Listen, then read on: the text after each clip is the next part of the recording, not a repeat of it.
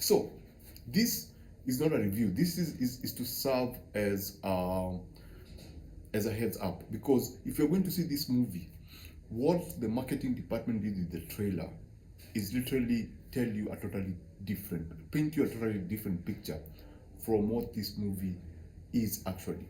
When I was going in, based on what I had seen in the trailer, I expected a movie like Sisu. I expected a toner version of John Wick, or a different stylistic version of John Wick. I expected something like Extraction. This movie is like those movies, but pays a lot of attention to the why. You know, why is this character doing what they're doing? It does. It makes an effort to try to put you in the mind of the main character, and make you understand why he's doing what he's doing. Now, when I say pay a lot of attention to that, it basically means that you get to spend a lot of time with flashbacks to maybe put you in the mind of the character, or try to explain some aspect, which I think the best time that they actually used it was with the hands, because there's a very tragic story with the Monkey Man and Dave Patel's character, Monkey Man, and the mom. There's something that tragic happens to the mom, and there's something that, yeah, there's something that leads to, you know, something happening to his hands. So there's that. So when our main character is going for revenge, if you remember John Wick was going for revenge because these people killed, did what they did, and killed a dog, which was, you know, connected to him. And so you spend the rest of the movie him just kicking ass. Now, instead of this movie doing that, it it introduces the concept of revenge. You know, this kid has lost his mom. We're following this guy, and this guy is just a kid who is um who did not find an outlet for his trauma. I think that's the best way to put it. And within that story of revenge and this person trying to deal with his trauma, there is a lot of politics. There's a lot of classism. I think there's a point where there is something to do with gender identity. There are these monks who are supposed to be transgender, if I'm not mistaken, but they play a role during a particular point within the movie. But there's a lot of that. There's a lot of, yes, we can have this action-packed movie, but we need to tell all these messages about, you know, a reflection of what the society is, especially in relation to India, because India is a very heavily populated country. They have their own political issues. They have their own issues with gender and stuff. And so I think this movie was trying to be a vehicle for that, as well as being an action movie.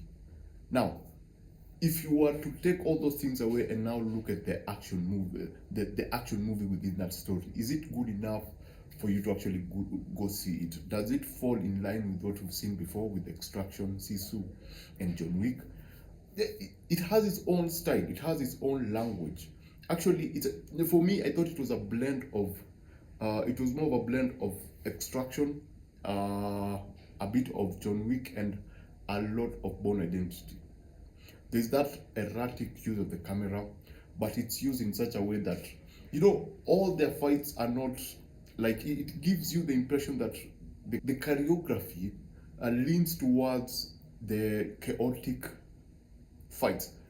The choreography leans towards what a real fight would be, which is chaotic and all over the place. You know, grab anything, beat a person with anything. There's a lot of stabbing, there's a lot of blood, but it leans towards the realism of a fight, not the sterilization of a fight, as you see in Extraction, Sisu, or John Wick. Because in all these other movies, the camera is strategically placed. It will usually stand back and show you how good the action looks like. While in this movie, they put you in the fight. You know, if a person is knocked down and is being punched, the camera will look up and you see the punches go down on them, or on the person who's on the floor. If a person passes through maybe a hallway and they are all having a fight, the camera will try to put you inside that chaos. And so I think that's the direction. I think that's the direction which I think is directed by Dave Patel. I think that's the direction that they were going with. I don't know why, but I think that's a creative decision to actually take the movie there. Because I've seen a lot of reviews where people are complaining about shaky cams, but I don't. I don't see that as a problem. I see that as its own language.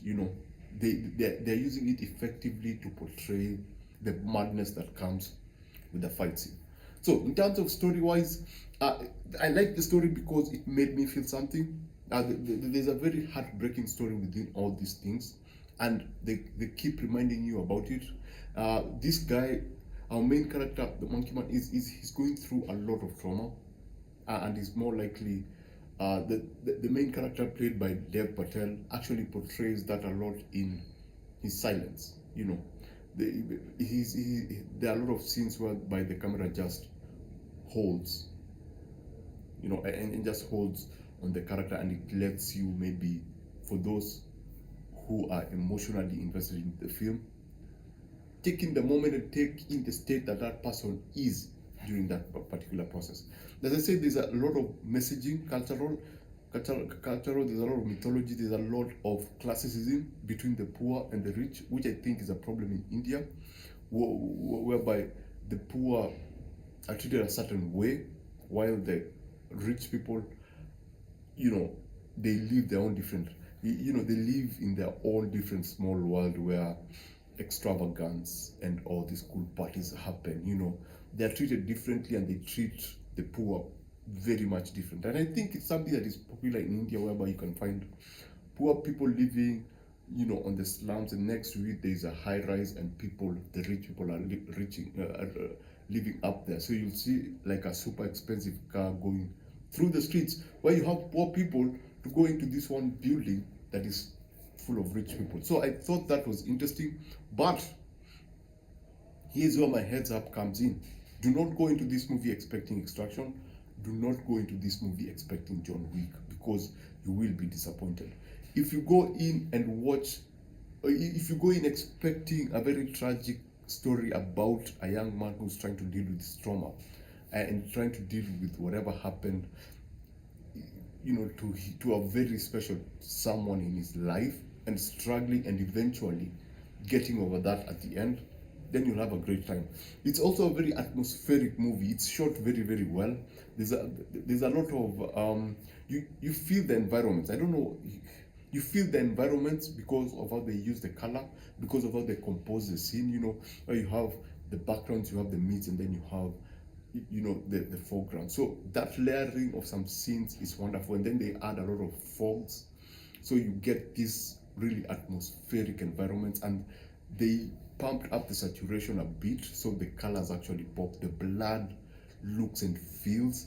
Then with the action set pieces, the jabs and the punches and the bones just crack. The sound design is actually really, really good. It's actually one of the biggest part in selling some of these action set pieces, because sometimes the camera is moving around so much that the only way that you can piece out what is happening is just actually by listening. So basically, these are very good. Now, would I suggest that you go see this on the big screen or wait for it on streaming? It works on the big screens because, as I said, it's a very atmospheric film. It looks beautiful. The color work is fantastic. The compositions actually look like super good. It's you can tell the director and the cinematographer actually were framing these for cinema. They are not framing this for the big screens, because there are some scenes that you actually make sense if they're like on a big screen, because of how they've been composed and how elements on the scene have been layered, and that that use of fog or smoke within a scene, it creates such an atmospheric, beautiful scene. And I believe that it will look better on a big screen than on the small screen. And then the action too. The action looks better on a big screen. The sound design actually works on a much bigger screen. So before you wait for this to come out on streaming, it's a movie that I would highly recommend that you go see it on the big screen. Yes, you don't get Extraction, you don't get John Wick, you don't get Sisu. You'll get a version of those movies that tries to answer the question, why is this person doing what they're doing? What's the motivation? They pay a lot of attention to the motivation. So basically that's it. If I was to give this out of 5, I would give this a 3.7 out of 5. Yeah, it's fun, but there are all these other elements trying to send a message. Classism, gender thing. There's an aspect of religion. There's just too many other things that actually we find ourselves paying attention to, especially the politics. There's so many other plot points that you find, subplots that there's so many other subplots that you find yourself being distracted from what you're going for, which is just revenge. So basically that's it. Remember to always watch what you enjoy and enjoy what you watch. I shall see you on the next one. If you are here and you've never seen any of my videos, please just check out my channel and subscribe so that we can actually talk about all this good stuff that is coming. You know, we are in that period where movies are now beginning to actually, all these hot movies of 2024 are starting to pop. You know, it's that period where movies actually start to come out, like really good movies. And we are done with January, February, and March. Now we are into that, you know, blockbuster season. So basically, I'm asking you to subscribe, and I'm on a journey to 100K. I know it's crazy. I'm like 500 and something subscribers. We are on a journey to 100K. Let's see if we can make it happen. So basically, that's it. Thanks for watching. I shall see you on the next one.